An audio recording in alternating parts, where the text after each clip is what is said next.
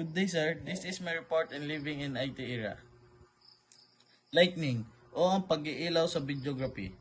Ang pag-iilaw ay isang mahalagang aspeto ng videography na malaki ang impluensya sa visual na katulad ng mood ng footage.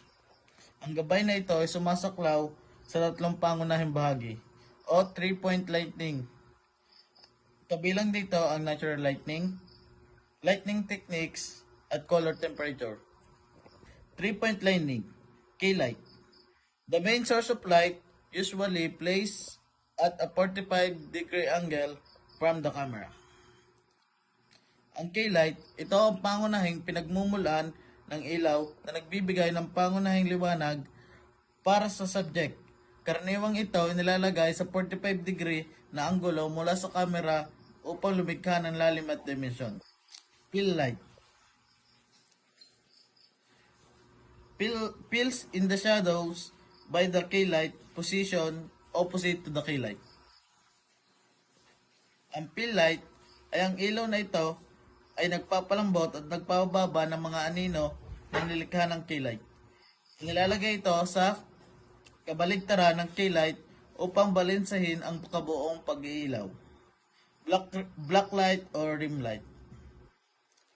Ang black light or rim light separates the subject from the background by highlighting the edges.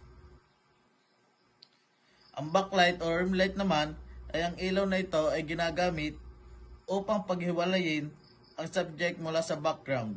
Lumilikha ng banayad na outline sa paligid nila.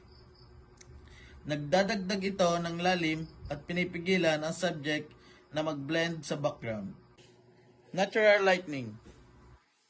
Utilize sunlight effectively considering time of day and weather conditions. Natural lighting. Mahalagang epektibong paggamit ng sikat ng araw, isinasaalang-alang ang oras at araw at kondisyon ng panahon. Nagbabago ang kalidad at direksyon ng sikat ng araw sa buong araw.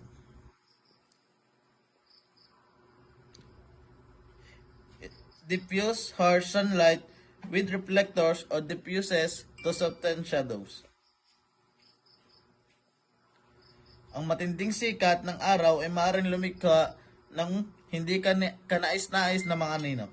Kaya't ang paggamit ng mga reflector o diffuser ay tumutulong upang palambutin ang mga anino at lumikha ng may kaya-ayang liwanag.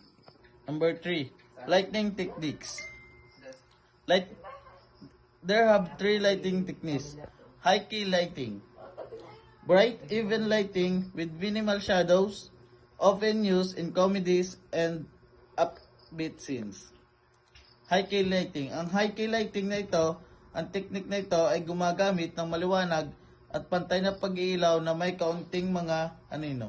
Karaniwang ginagamit ito sa mga genre tulad ng komedya at masiglang eksena upang lumikha ng masayang atmosfera.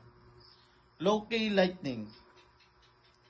Dominated by shadows and high contrast, often used in dramas, thrillers, and horror films. Ang low-key lighting, ito ay kinikilala sa pamamagitan ng malalim na mga anino at mataas na kontrast. Karaniwang ginagamit sa mga drama, thrillers, at horror films upang lumikha ng madilim o nakakalabot na ambience. Practical lighting. Using visible light sources within the scene, such as lamps or candles. Ang practical lighting, ito ay gumagamit ng aktwal na pagmumulan ng ilaw na nakita sa loob ng eksena, tulad ng mga lampara o kandila. Nagdadagdag din ito ng realismo at maaaring pagandahin ang setting ng kwento. Number 4. Color temperature. Daylight. Approximately 5,600 K bluish light. Daylight. Sukatin sa humigit kumulang 5,600 K, ang ilaw na ito ay may bluish hue. Katulad ito ng natural na sikat na araw ng tanghali. Tungsten. Ang tungsten ay approximately 3,200 K original light. Tungsten. Sukatin sa humigit kumulang 3,200 K, Ang ilaw na ito ay may organic tint, katulad ng panloob na pag-iilaw. Ang pag-aayos ng white balance settings ng camera upang tumugma sa color ng temperature ng pagmumula ng ilaw ay nagsisiguro ng tumpak na color reproduction sa footage. Summary: understanding videography basics involves mastering camera operations, compositions, framing, and lighting. These elements work together to create visually compelling and technically proficient videos.